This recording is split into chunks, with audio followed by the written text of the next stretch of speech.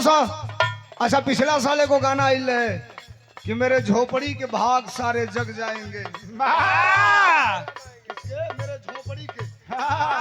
मेरे झोपड़ी के भाग उस दिन जग जाएंगे, राम आएंगे। मतलब आपने समझा उस समय? नहीं समझा आपने। समझना चाहिए आपको, समझेंगे तभी बात आएगी। उसके पहले आया था गाना कि जो राम को लाए हैं हम उनको लाएंगे। जहिया ले तहिया हम गौले रानी की जो सांड को लाए हैं हम उनको भगाएंगे। अच्छा आप जरा बताइए, पॉलिटिकल स्टैंड नहीं खड़ा कर रहा हूं मैं, रियल कह रहा हूं। शिलान्यास का श्रेय लिया किसने? माननीय नरेंद्र मोदी जी ने। मंदिर बन गया उसका श्रेय लिया किसने? माननीय नरेंद्र मोदी जी ने। मूर्ति आई, मूर्ति में प्राण डाले लोग, प्राण। मैं कुछ अलग से बात नहीं कर रहा हूं, ये यूट्यूब चैनल के लोग बैठे हैं। लोगों ने नाम दिया प्राण प्रतिष्ठा, मूर्ति में प्राण डाला गया, उसका श्रेय किसने लिया? नरेंद्र मोदी जी ने। आइयो नहीं चंदवा चोरी भइला एकर श्रेय के ले। बेटा भइल तो तहार, बेटी भइल तो हमार। तुम करो तो रास लीला या हम करे तो करेक्टर ढीला। तब हम गौले बनी, का गौली है?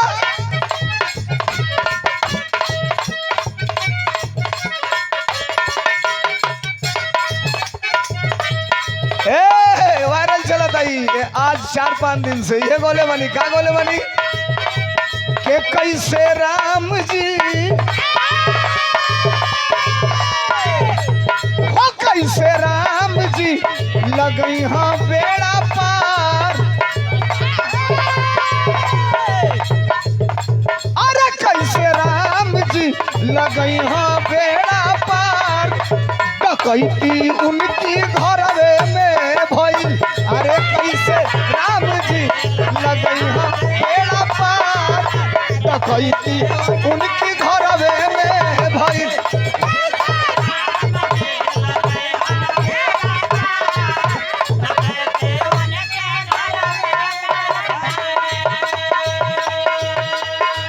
ये समर यादव जी की तरफ से माल्यार्पण देकर के और कई 100 रुपयों का पुरस्कार देकर के सम्मानित किया गया प्रदेश सचिव समाजवादी पार्टी सांस्कृतिक प्रकोष्ठ। आई है या कहा कैसे राम जी लगई बेड़ा पार। डकैती उनकी घरवे में भइल। हो कैसे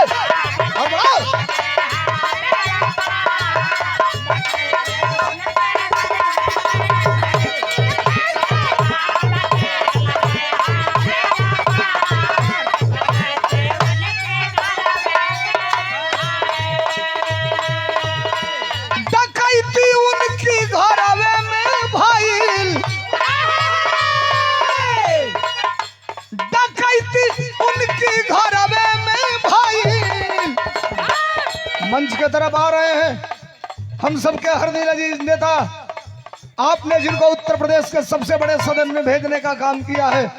विषम परिस्थितियों में भी आपके साथ चट्टान के जैसे मुट्ठी बांध कर आपके कदम से कदम मिलाकर के चलने वाले आपके शानदार और जानदार विधायक जाहिद बेग साहब, निवेदन करूंगा एक बार दोनों हाथ उठा करके जोरदार तालियां बजा करके स्वागत करेंगे अपने महबूब नेता आदरणीय जाहिद बेग साहब का।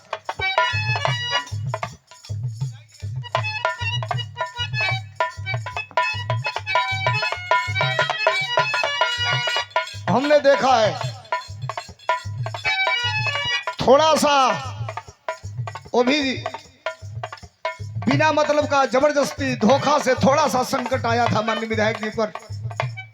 आदरणीय अखिलेश यादव जी का इतना बड़ा कलेजा है, इतना बड़ा, शरीर से कई गुना बड़ा कलेजा है हमारे नेता आदरणीय अखिलेश यादव जी का।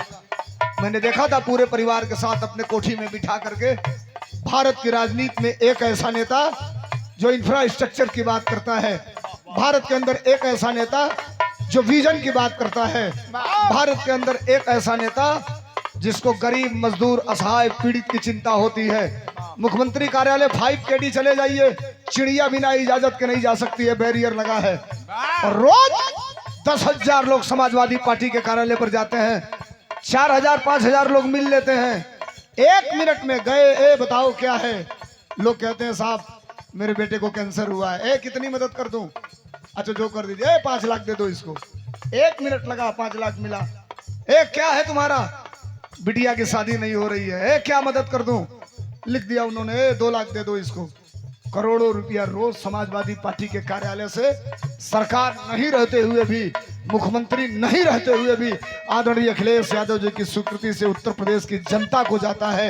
ये लोकप्रियता हमारे नेता आदरणीय अखिलेश यादव की है और समाजवादी पार्टी की।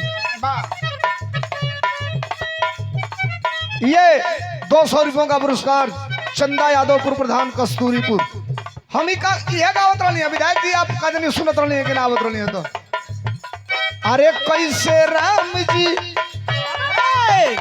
लगई हैं बेड़ा पार, डकैती उनकी घरवे में भाई, आइए तने ना, डकैती उनकी घरवे में भाई, हाई तने सुनिए लो अगली लाइन, अगर सही बोला तो समर्थन चाहे सबको, डकैती उनके, सुनिए 1 मिनट, डकैती उनके विधायक जी, अरे घरवे में भाई, चंदा लेके संपत राय भय फरार, डकैती उनकी घरवे में भाई, चंदा लेके संपत राय भय फरार, डकैती उनकी घरवे में भाई, अरे कैसे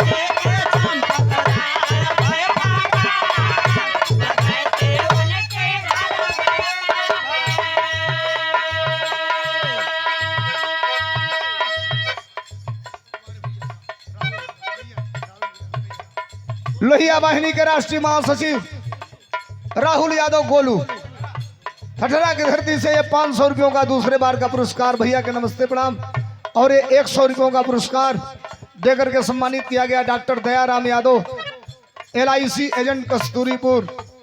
एक ऐसा चीज है साहब, पहले हम लोग छोटे थे तो दीवालों पे लिखा जाता था जिंदगी के साथ भी और जिंदगी के बाद भी, भारतीय जनता पार्टी ने इसको भी लेकर के बैठ गई, अभी जिंदगी के साथ रही कि ना रही बात का तो बतिये छोड़ दिया,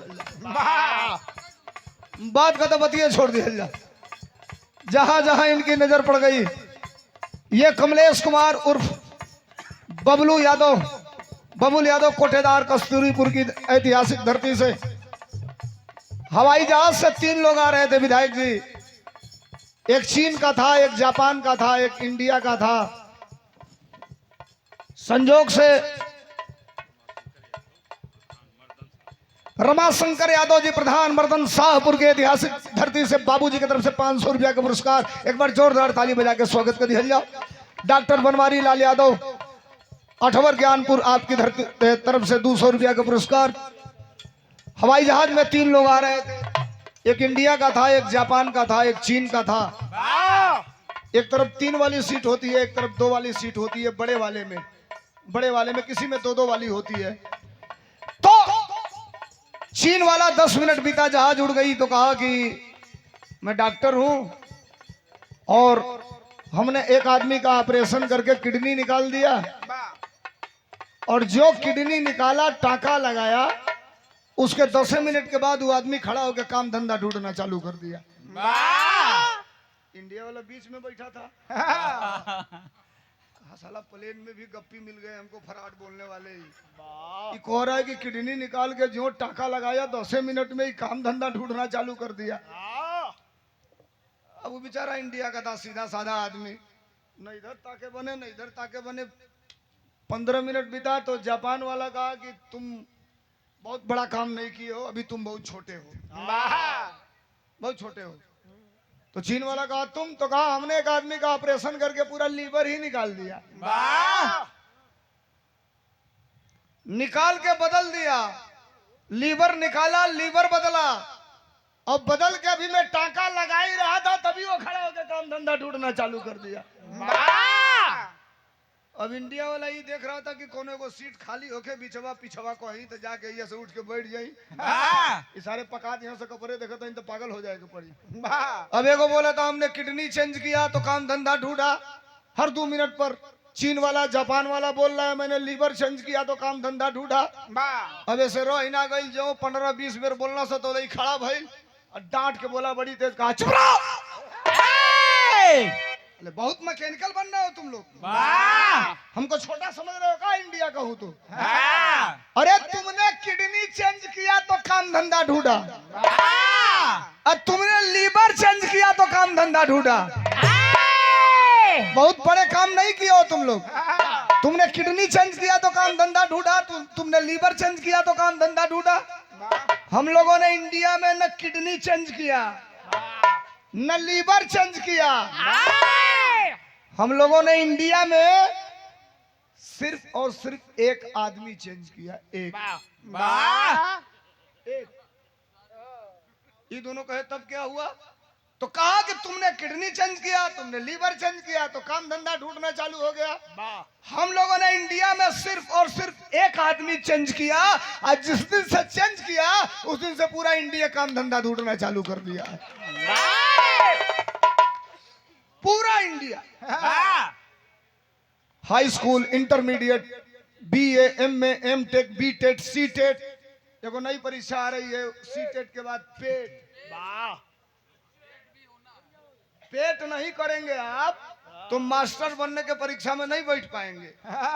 मैं तो बधाई देना चाहता हूं बिहार में केवल 17 महीना डिप्टी सीएम रहे तेजस्वी यादव लालू प्रसाद यादव जी के बेटे केवल 17 महीना रहे थे और 17 महीना में 3.5 से पौने 4 लाख लोगों को सरकारी मास्टर बनाया, प्रमाण पत्र दे करके नौकरी दिया। और साहब आप जानते हैं 3.5 लाख में 1.5 लाख लोग उत्तर प्रदेश से जाकर के बिहार में सरकारी मास्टर बने। उत्तर प्रदेश से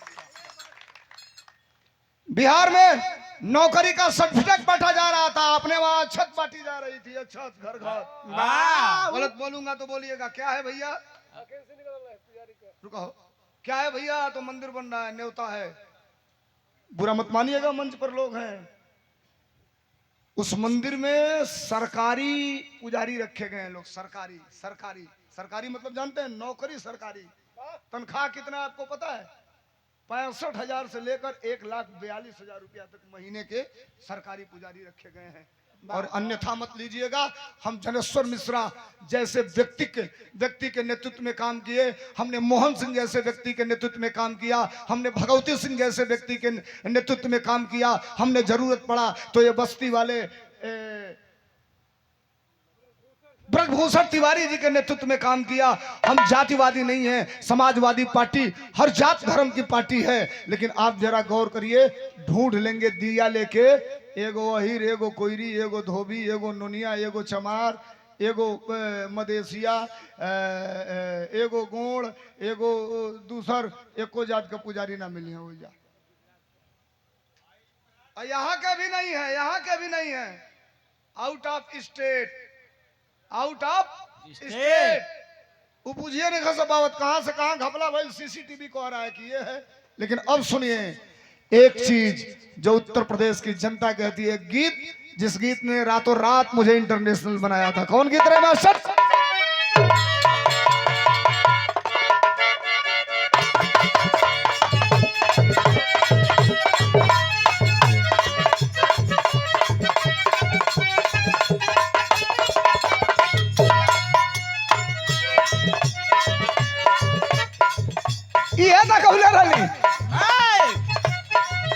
हिंदुस्तान, बैंकॉक, मॉरिशस, फिजी, जहां तक भोजपुरी सुनी जाती है वहां तक ये गीत बजा।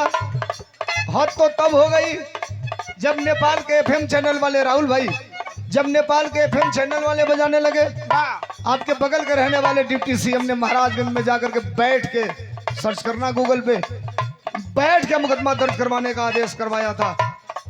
बुलाया था हमारे नेता ने, कहा सोलंकी क्या हुआ? हमने कहा कुछ नहीं साहब। कहे देखना ये सामंतवादी विचारधारा के लोग हैं। सामंतवादी कोई जात नहीं होती, जिसके अंदर भाव हो गया सामंतवादी वो सामंतवादी हो गया। डरना मत, मूवमेंट बनाते रहना तुम लोग। और सरकार जिस दिन बनेगी, जितने फर्जी मुकदमे वर्करों के होंगे एक कलम से सारा मुकदमा वापस करने का काम किया जाएगा। तब हम गौले रानी कलियो गौली अजुओ गावतनी कलियो गाई का गौले रानी मास्टर जैसन राज चलवलस सप्पा अरे जैसन राज चलवलस सप्पा बुआ परिवेश न होई जैसन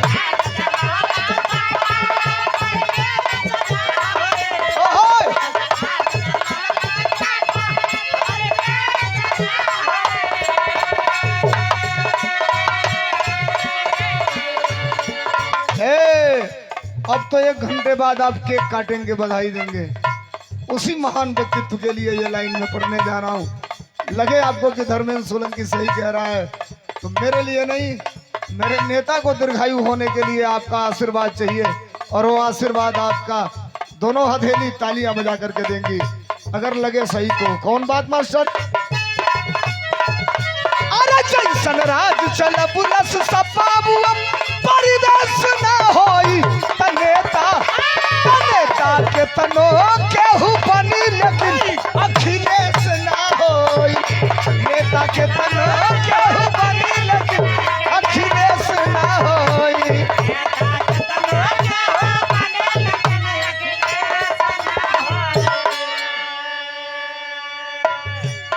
एक लाइन और उसके बाद 10 मिनट की बात कह के मैं अपनी बात बंद करूंगा। एक गीत जब पीडीए बना, माननीय विधायक जी आप उस दिन थे जिस दिन राष्ट्रीय अध्यक्ष जी ने कहा, आप बैठे थे उस दिन कि जब मैं पीडीए बनाया तो लोग कहते थे कि ये क्या है, पीडीए क्या है, लोग तरह तरह की बात करते थे। लेकिन एक धर्मेंद्र सोलंकी के पीडीए के गाना ने पूरे प्रदेश के घर घर तक पहुंचा दिया पीडीए को। और सुनिए, ये मैं नहीं, आदरणीय अखिलेश यादव जी का बयान है। जब चढ़ते हैं सीढ़ी पर, किसी भी मंच पर जो सीढ़ी पर चढ़े तो वो गाना प्ले हो जाता है। मुझे लग रहा है कि कल पूरा इलाहाबाद में अगर सबसे ज्यादा कोई गाना बजा तो वही गाना बजा और अमर हो गया वो गाना। फूलपुर से शुरुआत हुई थी, ज्यों बजा बैरिकेडिंग टूटी और तब से लेकर आज तक फ्लो उसका वही है। कौन गाना है मास्टर? ओके आपका सुनाई तनी हाई सुना लोग। एक नई गीत बड़ी ट्रेंडिंग में चलती है, कहा मास्टर?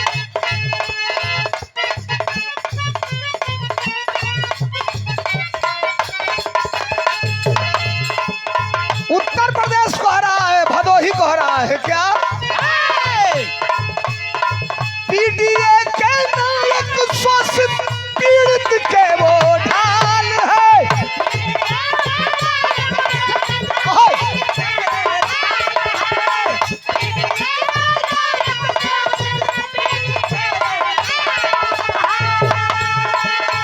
एक मिनट रुक जाओ, बात दिमाग से उतर जाएगी तो गड़बड़ होगा, थोड़ा सा रुक जाओ। इतने लोग बैठे हैं, टाटा बिड़ला अडानी अंबानी के परिवार के लोग नहीं है, सब किसान के घर के हैं।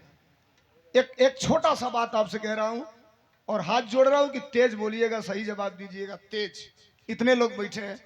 2012 से 17 तक उत्तर प्रदेश में समाजवादी पार्टी की सरकार रही। जरा तेज बोलना पीछे से भी। अखिलेश यादव की सरकार थी 12 से 17 तक। अखिलेश यादव के सरकार में यूरिया खाद बोरा में कब किलो मिलत रहे? पिछवाला ना बोलो गड़बड़ी है कि हम सही को कहते हैं तो लोग नहीं बोलत और झूठ को बोलवा के थपड़ी पिटवा लेते हैं। अच्छा, एक दिन मैं आ रहा था, बंगाल का चुनाव चल रहा था भैया। एक दिन मैं आ रहा था, बंगाल का चुनाव चल रहा था, इनको बिठाइए। बंगाल का चुनाव चल रहा था, रास्ते में था, विराग आगे आ रहा था। तब तक हमारे वहां ले मुख्यमंत्री जी गए थे बंगाल भाषण देने। लाइव चल रहा था, मोबाइल में आ गया, खरीदे तो ले हुए आ गई। उनका भाषण चल रहा था कि तुम मुझे खून दो, मैं तुम्हें आजादी दूंगा। ये स्वामी विवेकानंद जी ने कहा था। हमके तो बुझाइल कि बेहोश हो गई गैस आ गई गड़िए में। हमको नहीं यार, हम ही गलत पढ़ले बानी कि ई गलत बोलत हन, अब समझे में नहीं ख्यावत। अब घरे अइली तो पहले लइकन के बोला के किताब निकलवली 5, 6, 7 वाली। उमे हमनी के पढ़ले बानी जब 5, 7 में 4 जुलाई सन 1944 को म्यांमार में नेताजी सुभाष चंद्र बोस ने कहा था कि तुम मुझे खून दो, मैं तुम्हें आजादी दूंगा। आज जितना पगलड़वा वाला सही झूठ को बोला था ना, सो ताली बजाओ था ना, जय हो जय हो जय। अब बताइए, आंखें देखावल एकदम। और आप डेमोलाइज कर रहे हैं, आप सेंट्रलाइज कर रहे हैं, आप जाति और मजहब में बांटकर। अब्दुल हमीद देश का क्या शान नहीं था? बताओ जात की बात करने वालों, अब्दुल हमीद देश का क्या शान नहीं था? और अशफाक का बलिदान क्या बलिदान नहीं था? एक आरएसएस का कोई आदमी आजादी की लड़ाई में लड़ा नहीं है। एक किसी का नाम अगर आप बता दो तो मैं आपकी गुलामी करूंगा। कोई आरएसएस का आदमी नहीं लड़ा है। ये ढोंग करते हैं केवल। महात्मा गांधी की हत्या हुई इन लोगों के कबीले से निकल करके हुई थी। देश ने जिनको बापू कहा था, राष्ट्रपिता कहा था, और आज सबसे बड़े राष्ट्रभक्त ये बन रहे हैं। तब मैं इस बात को कहता हूं उत्तर प्रदेश कह रहा है, क्या मास्टर?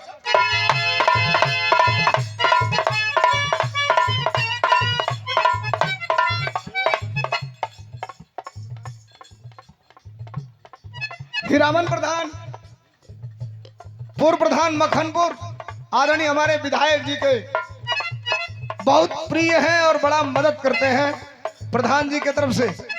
एक बार तालियां बजा करके स्वागत करते हैं आप सब। और ये हमारे राजेंद्र प्रसाद यादव उर्फ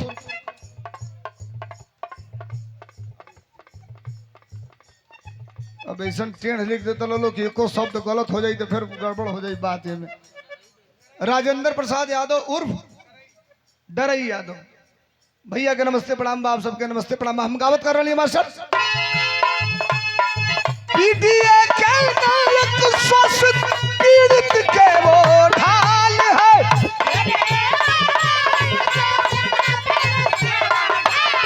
ओहो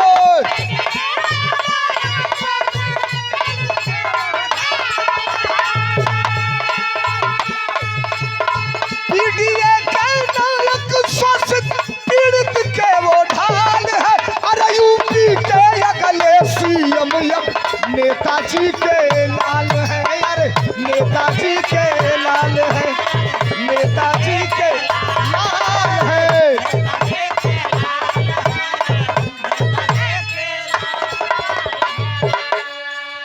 और राजकुमार यादव जिला सचिव समाजवादी पार्टी भदोही, आपके तरफ से 100 रुपयों का पुरस्कार हाथ जोड़ रहा हूं। जो बातें कहूंगा इंसान से ही गलती होती है, कहीं चूक हो जाए, त्रुटि हो जाए